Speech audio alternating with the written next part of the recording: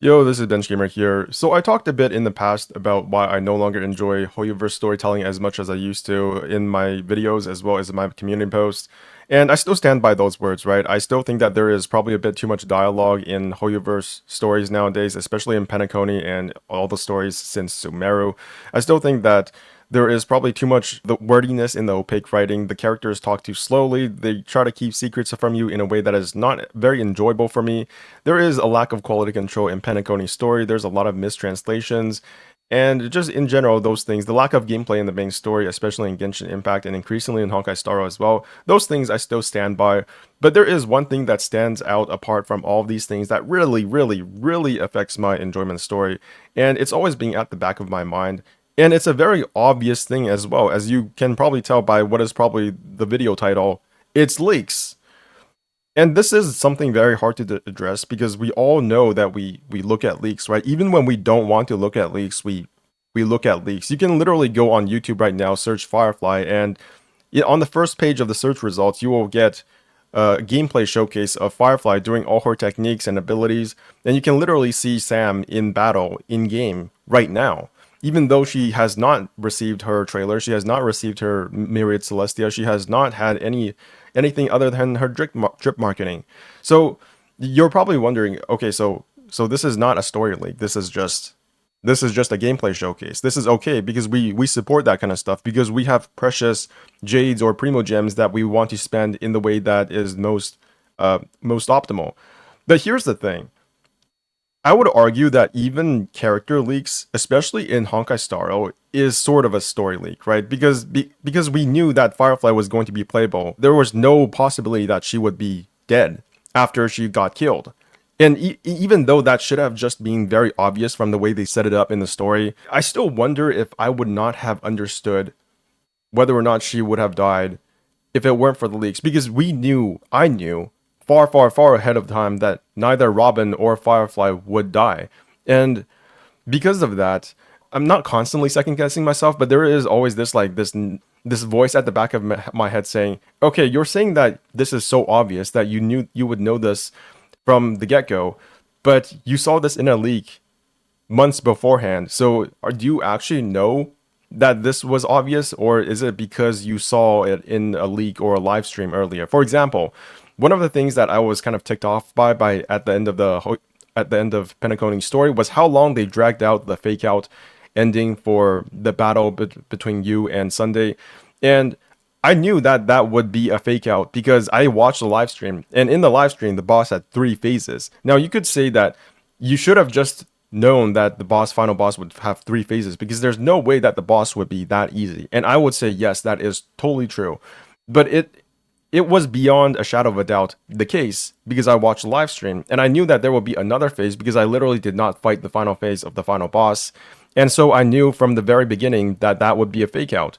And it's always bothered me how pervasive leaks, not only by leakers, but also by Hoyoverse themselves are. Like, we knew that Imbiber Lune would be at the end of the Lofu story arc because Imbiber Lune was literally shown to us in a trailer before we even set foot in the Shinjo Lofu.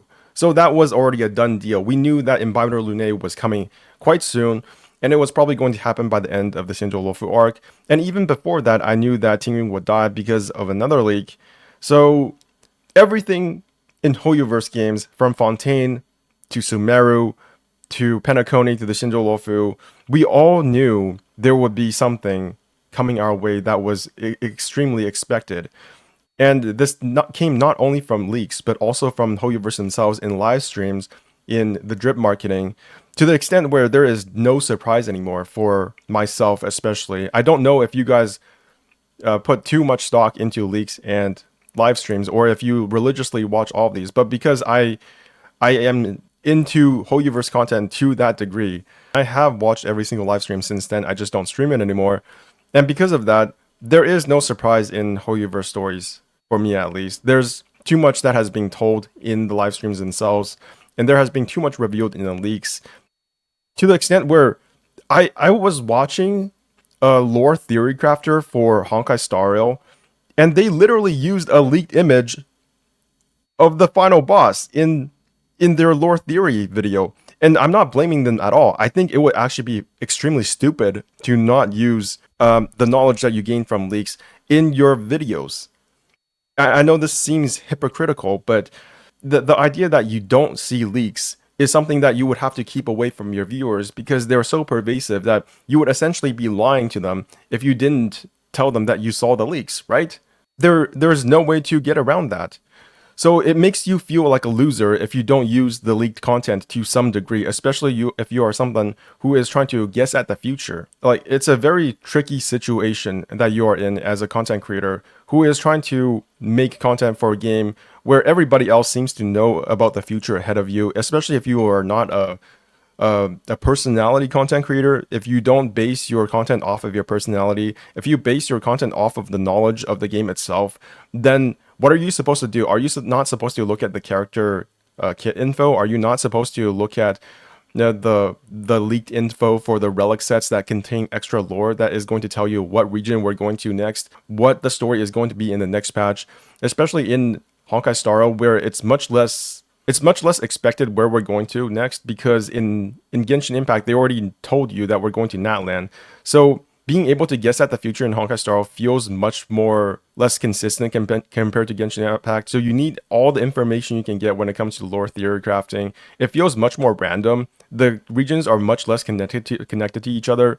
So I don't fault anybody, even lore theory crafters, for using leaked content. In fact, I would suspect that even the ones who do not blatantly use leaked content in their lore theory crafting videos to have already seen them anyways. So I'm already suspecting that they're looking at the leaked content, so they might as well just use it. But the fact that we literally saw leaked content in a lore theory crafting video it just emphasizes how pervasive this kind of culture is in Hoyoverse games. I have never seen another franchise or another company that is just so leak heavy. And because of that, I don't want to do this for future games anymore. I'm not sure about Zenless Zone Zero, but I am not going to look at any leak content. I'm not even going to look at any live streams. I don't even want to look at trailers for Wuthering Waves, which I am definitely going to play. Um, I'm not going to stream it, but I will play it and I'll give you my thoughts on it. But I'm not going to look at any live streams, no leaks, none of that stuff, no extra content except for the game itself. I'm going to try my hardest to not ruin that experience for myself. I don't want to get this experience where I'm saying, oh, this was so obvious or that was so badly done. And the result of that ultimately is contributed to the fact that I have already seen all of the content in the leaks anyways. I've already seen what Elio looks like. I already know who Elio is. I can probably guess what voice they're going to. We know that the person talking at the end of the Penacony storyline is probably Elio. So all of that stuff has already been revealed. It's not as interesting as it would have been when I first started playing Genshin Impact. When I first started playing Genshin Impact, everything was so interesting and new. You had all this like new land to explore, and I had no idea what the story was going to be.